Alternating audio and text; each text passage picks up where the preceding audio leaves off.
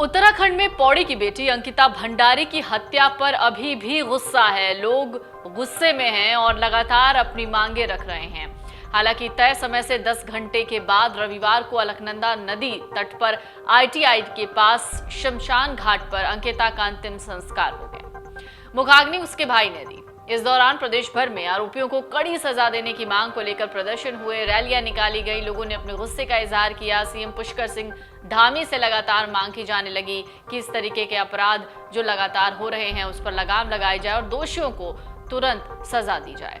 इस अपराध में कोई भी अपराधी जांच से नहीं बचेगा, ये धामी ने कहा, और ना ही किसी कीमत पर वो छूटेगा। दोषियों को सख्त और जल्द से जल्द सजा दिलाने के लिए सरकार संकल्पबद्ध है। ये बयान सरकार की तरफ से सामने आया। अब इसके लिए मामले को फास्ट ट्रैक कोर्ट में ले जाया जाएगा। अंकिता हत्याकांड में हर रोज नए खुलासे हो रहे हैं, लेकिन अब तक क्या हुआ है, क्या थी ये पूरी टाइमलाइन, आज हम आपको बताने जा रहे हैं। अंकिता के रिजॉर्ट के एक कमरे में रहने को लेकर चौंकाने वाला खुलासा हुआ है। दरअसल अंकिता और उसके दोस्त पुष्पदीप के बीच बातचीत की एक ऑडियो रिकॉर्डिंग सोशल मीडिया पर वायरल हो रही है। अंकिता की जम्मू में नौकरी करने वाले मित्र पुष्प की घटना के दिन अंतिम बार फोन पर बातचीत हुई थी। रात को करीब 8:30 बजे होंगे कि अंकिता ने फोन किया पुष्प को। पुष्प अंकिता का दोस्त है और उसने उसको बताया कि वो फंस गई है। पुष्पदीप ने अंकिता को अगले दिन किसी को भेजकर घर श्रीकोट पहुंचाने की बात कही थी। अगर अंकिता एक दिन रुक जाती तो शायद उसकी जान बच जाती। इस तरीके के खुलासे भी इन दिनों हो रहे हैं। आपको बता दें, घटना के दिन अंकिता की पुलकित आर्या और मैनेजर अंकित गुप्ता के साथ तीखी बहस हुई थी। अंकिता चीख चिल्ला रही थी और रो रही थी। रिजॉर्ट के शेफ और बाकी कर्मचारी ये सब सुन रहे थे, लेकिन कोई भी विरोध करने की हिम्मत नहीं जुटा पाया। अंकिता के दोस्त पुष्पदीप ने फोन पर उससे कहा कि वो किसी को भेजकर अगले दिन उसे घर छुड़वा देगा, लेकिन आरोपी अंकिता को जबरन गाड़ी में बिठाकर अपने साथ ले गए और बराज में जाकर धक्का दे दिया। जांच हुई। जांच में सामने आया कि अंकिता का गांव रिजॉर्ट से करीब 150 किलोमीटर दूर पर स्थित है, इसलिए रोज आना जाना उसके लिए मुमकिन नहीं था। इसलिए वो रिजॉर्ट के ही एक छोटे से कमरे में रह रही थी। उसका बैग और बाकी सामान भी इसी एक कमरे में था। वो इसी बैग को रिजॉर्ट से अपने पास लाने की बात कह रही थी फोन पर। अंकिता रिजॉर्ट छोड़कर जाना चाहती थी। उसने रिजॉर्ट के रसोइये को फोन किया और कहा कि उसका बैग किसी दुकान तक वो लेकर चले आए। जब वो ये बात रसोइये को कह रही थी तब वो बहुत रो रही थी। रसोइया उस वक्त कहीं बाहर था। वो अंकिता को बोलता है कि मैं आ रहा हूं, और वो अपने साथी को बाइक पर वापस रिजॉर्ट की तरफ घुमाने के लिए कहता है ताकि वो अंकिता के कमरे में जाके अंकिता का बैग लेकर आए और अंकिता को उसी खास एक दुकान पर बैग जाकर दे दे। वहीं अंकिता की उसके दोस्त के साथ व्हाट्सएप पर भी हुई एक चैट वायरल हुई है। इस मामले में डीजीपी अशोक कुमार ने मीडिया से कहा कि चैट से जाहिर है कि अंकिता पर गलत काम करने का एक दबाव बनाया जा रहा था। शनिवार को सोशल मीडिया पर अंकिता और उसके दोस्त के कई व्हाट्सएप चैट वायरल हुए हैं। इनमें अंकिता ने वहां पर आने वाले एक मेहमान और अंकित के बारे में भी कुछ बताया है। उसने कई बार लिखा कि अब वो यहाँ पर काम नहीं करेगी। अंकित उससे बहुत से गलत काम करने को कहता था। अंकित उससे धमकाता था कि अगर उसने ग्राहकों को मना किया तो यहाँ लड़ाई हो जाएगी। वो धमकी देता था कि वो उसे काम से निकाल देगा। अंकिता गरीब परिवार से थी, ये मीडिया रिपोर्ट्स कहती हैं। चैट में दोस्त अंकिता को बार बार कॉल करने को कहता रहा, लेकिन वो मना करती रही। अंकिता ने कहा कि आवाज आएगी तो अंकित यहाँ आ जाएगा। ये सारी बातें दोनों के बीच 17 सितंबर यानी अंकिता की मौत से ठीक एक दिन पहले हुई। चैट में अंकिता ने कहा, रिजॉर्ट में आए ग्राहक ने शराब के नशे में उससे जबरन हक करने की कोशिश की। अंकिता ने कहा कि अंकित बोल रहा है कि तुम्हें गेस्ट हैंडल करने हैं, अगर नहीं किया तो तुम्हें काम से हटा देंगे और दूसरी लड़की रख लेंगे। दोस्त ने पूछा, ये किसने बोला? आर्यन ने। तो अंकिता ने हामी भरी कि हाँ, आर्यन ने। दोस्त ने अंकिता को समझाया कि वो उसे हटाएंगे नहीं, डोंट वरी। अंकिता ने कहा, मंडे को वीआईपी गेस्ट आ रहे हैं, उन्हें एक्स्ट्रा सर्विस देनी है। मैंने बोला तो मैं क्या करूं? इस पर उसने कहा स्पा वगैरह। इस पर अंकिता ने कहा, मैं बहुत इनसिक्योर फील कर रही हूं, बहुत गंदा होटल है, मुझे यहाँ काम नहीं करना। अंकिता के परिजनों ने मुख्यमंत्री पुष्कर धामी को संबोधित करके अपनी कुछ मांगे रखी हैं। अंकिता का परिवार क्या चाहता है वो भी जान लीजिए। परिवार चाहता है कि 1 करोड़ रुपए की आर्थिक सहायता दी जाए। अंकिता के नाम पर गांव मल्ली से बरमुंडी की सड़क का नामकरण किया जाए। अंकिता के नाम पर सार्वजनिक जगह पर एक सार्वजनिक स्मारक बनवाया जाए। परिवार के एक व्यक्ति को नौकरी दी जाए। अंकिता जिस रिजॉर्ट में काम करती थी वहां उसके नाम पर आदर्श विद्यालय खोला जाए।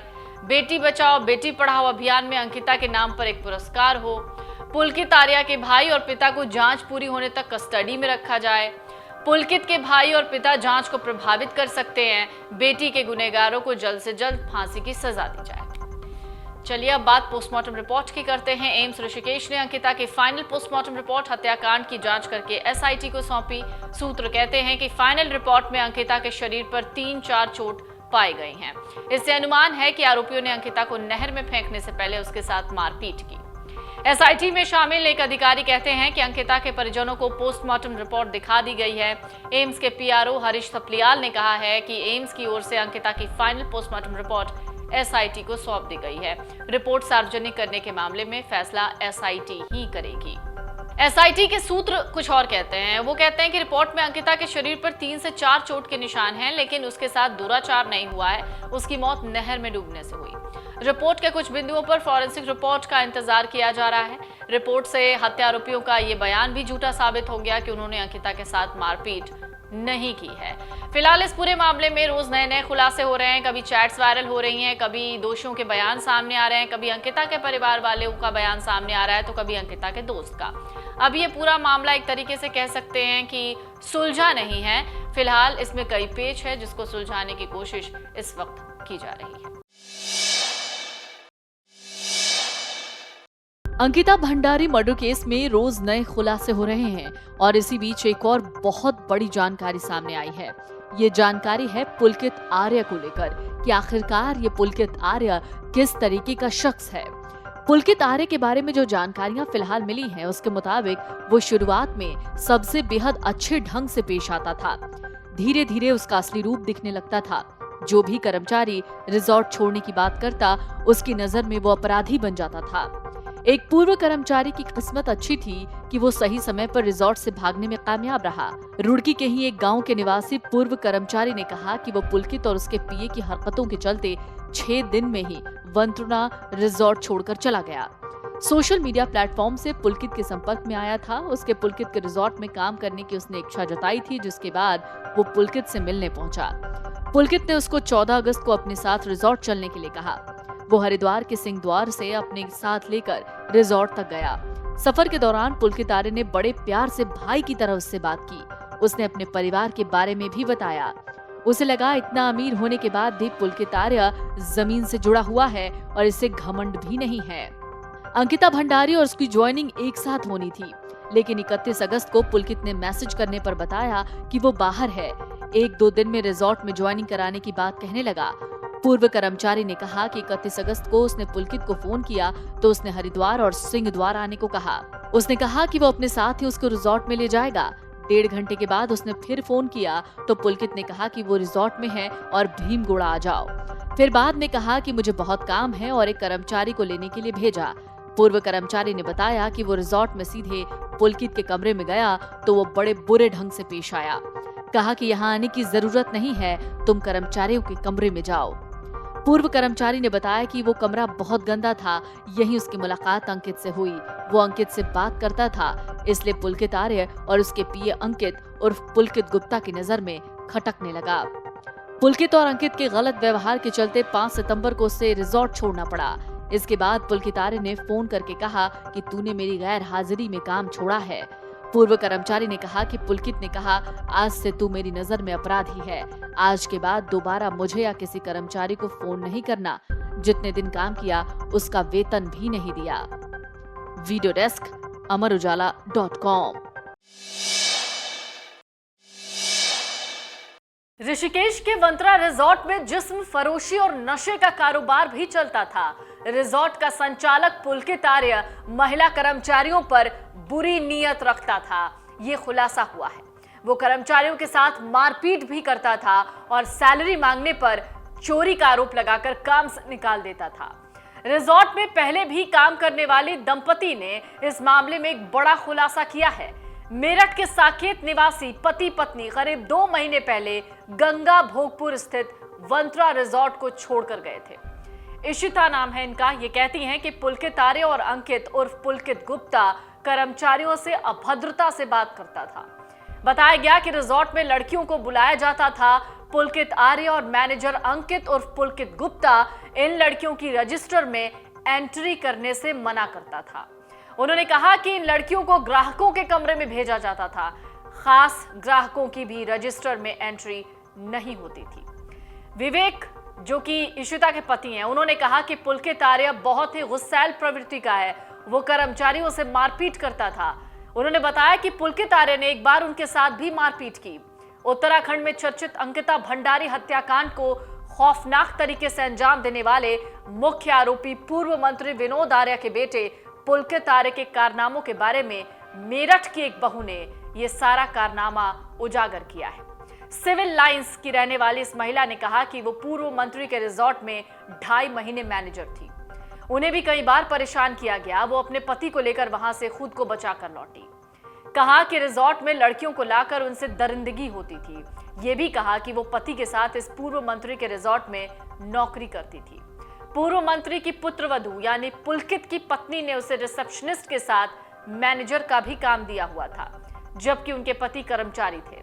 महिला का मायका देहरादून में है। अंकिता की हत्या के बाद पुलिस ने छानबीन शुरू की और रिजॉर्ट में काम करने वाले पूर्व कर्मचारियों से भी जानकारी जुटाई, जिसके बाद ये मामला सामने आया। इस मामले में उत्तराखंड पुलिस उनके भी बयान दर्ज कर रही है। महिला का कहना है कि रिजॉर्ट में अक्सर पुलकित आर्य शराब पीकर आता था। कर्मचारी अंकित और सौरभ रिजॉर्ट में अय्याशी का अड्डा चलाते थे।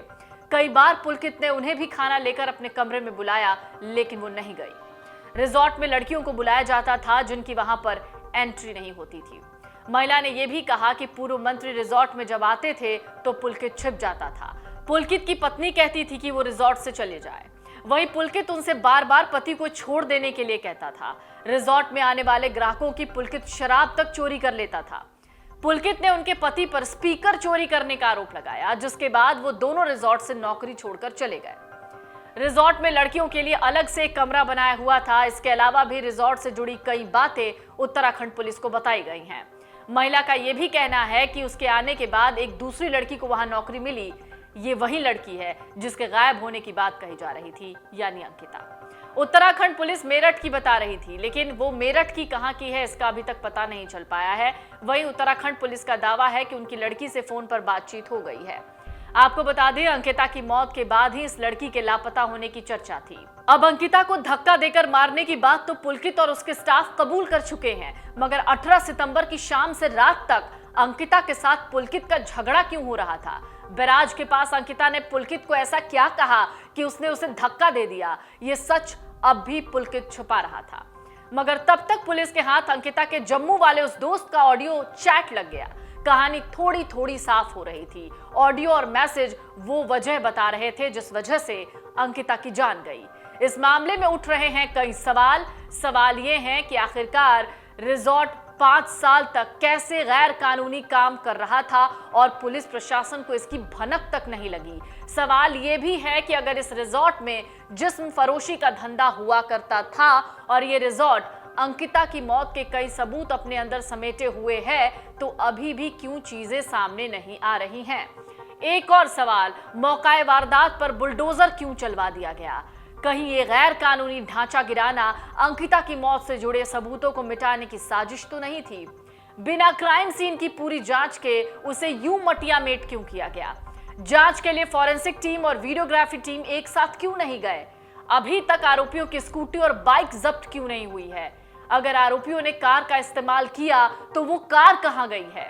पुलकित ने शराब पीने की बात कही है, तो ड्राई एरिया में शराब कैसे आई? वारदात से जुड़ी जिन सीसीटीवी फुटेज का जिक्र पुलिस कर रही है, वो कहां है? सुप्रीम कोर्ट ने रिजर्व फॉरेस्ट एरिया के आसपास किसी भी निर्माण पर रोक लगा रखी है, तो वहां रिजॉर्ट क्यों और कैसे बन रहे हैं? पुलिस प्रशासन अंकिता भंडारी की लाश का अंतिम संस्कार करने की जल्दबाजी में क्यों थी?